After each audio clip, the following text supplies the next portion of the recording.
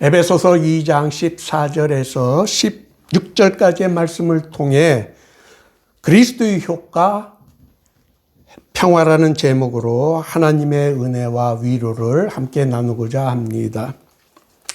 아기 예수님이 태어났을 때 지극히 높은 곳에서는 하나님께 영광이요, 땅에서는 하나님이 기뻐하시는 사람들 중에 평화로다라고 수많은 천군 천사들이 하나님을 찬양하였습니다. 아기 예수님의 탄생은 우리들에게 평화를 가져다 준 것입니다. 사람이 행복해지기 위해서는 하나님과의 평화, 가정에서의 화목, 그리고 이웃과의 화평이 없이는 행복해질 수 없습니다. 평화가 없는 곳에는 행복이 있을 수 없습니다. 그러나 우리 사회는 그 어느 때보다 사회적, 정치적, 경제적으로 갈등이 심화되고 있습니다. 우리 사회에 이러한 일들이 벌어지고 있는 이유는 정의보다 자신의 이익을 먼저 앞세우기 때문입니다. 자기 주장만을 관철시키려고 하기 때문입니다. 자신의 생각을 타인에게 일반적으로 강요하기 때문입니다. 자기만이 옳다는 독선 때문입니다. 이럴 때일수록 분쟁과 갈등을 조정할 수 있는 사회 구심점이 필요합니다. 오늘 본문 14절은 그리스도 예수는 우리의 화평이라고 하였습니다. 그리스도 예수를 통하여 우리는 하나님과 화목하게 되었습니다. 바울 사도는 로마서에서 그러므로 우리가 믿음으로 의롭다 하심을 얻었은즉 우리 주 예수 그리스도로 말미암아 하나님으로 더불어 화평을 누리자라고 하였습니다. 우주를 만드신 하나님과 화평을 누리는 것처럼 인간이 누릴 수 있는 축복은 없습니다. 우리들에게 하나님과의 화평은 그 어느 것과 비교할 수 없는 귀중한 가치입니다. 예수님께서 이 세상에 오시기 전까지는 하나님의 율법을 수여받은 유대인들과 이방인들 간에는 도저히 메꿀 수 없는 간격이 있었습니다. 이방인들은 하나님의 구원을 감히 기대할 수 없었습니다. 그러나 우리 예수님께서 이 땅에 오셔서 십자가를 지심으로 예수 그리스도께서 이 둘을 하나로 만드신 것입니다. 하나로 만들었다는 것은 둘 사이에 더 이상 차별이 존재하지 않는다는 것입니다.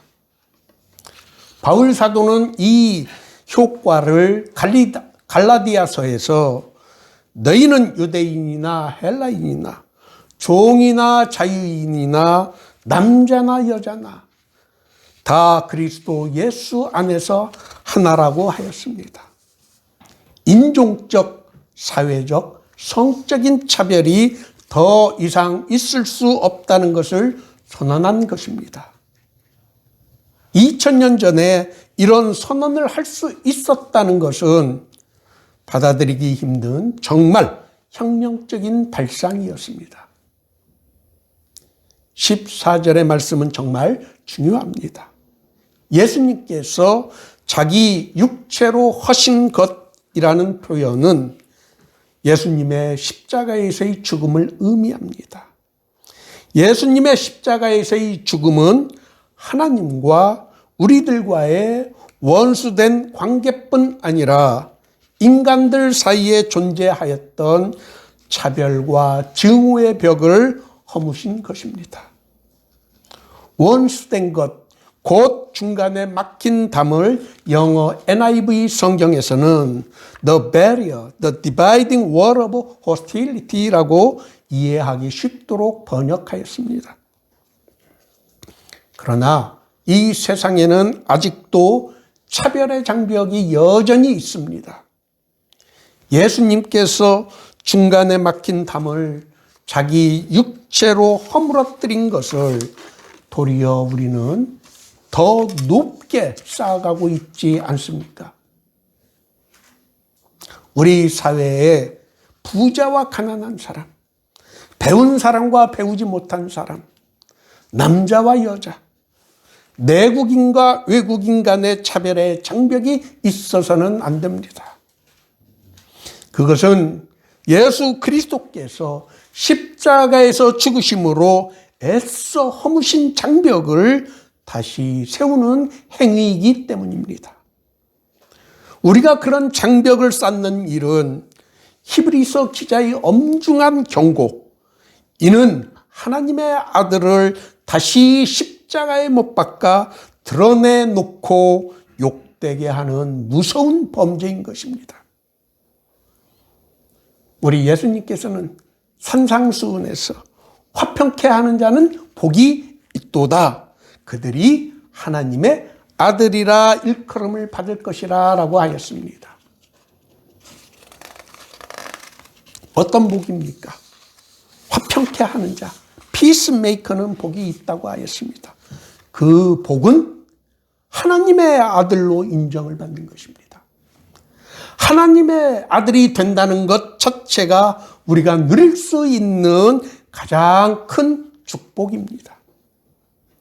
요한복음에서는 영접하는 자, 곧 그 이름을 믿는 자들에게는 하나님의 자녀가 되는 권세를 주셨다라고 하였습니다. 그리스도의 효과는 하나님의 자녀가 되게 하는 것입니다.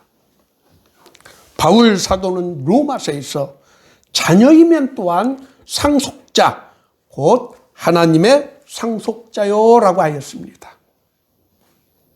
하나님과의 관계가 좋아지고 회복되는 것 자체로만으로도 비교할 수 없는 큰 축복인데, 그것을 훨씬 뛰어넘는 하나님의 상속자가 된다고 하였습니다.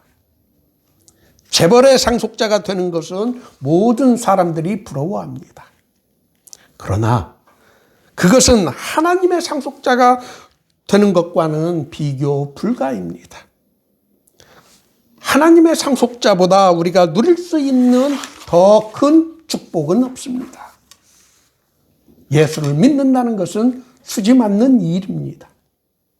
그리스도를 믿음으로 우리에게는 진정한 희망이 생기기 때문입니다. 그리스도를 믿음으로 시련과 난관을 극복하고 이길 수 있는 힘과 용기가 우리에게 생기는 것입니다. 15절에서 한 세 사람과 16절에서 한 몸으로 해서 중요한 개념은 하나, 원입니다. 한 몸이 의미하는 것은 교회이고, 한 세 사람이 의미하는 것은 교회에 속한 그리스도인을 나타냅니다. 교회와 그리스도인에게는 차별이 없는 하나됨입니다. 교회는 그리스도의 몸입니다. 교회에는 하나님의 능력이 나타납니다. 교회에는 하나님의 사랑이 작동됩니다. 오늘 모두의 교회 예배에 참석하신 여러분 모두가 그리스도의 효과를 충분히 누릴 수 있기를 예수님의 이름으로 축원합니다.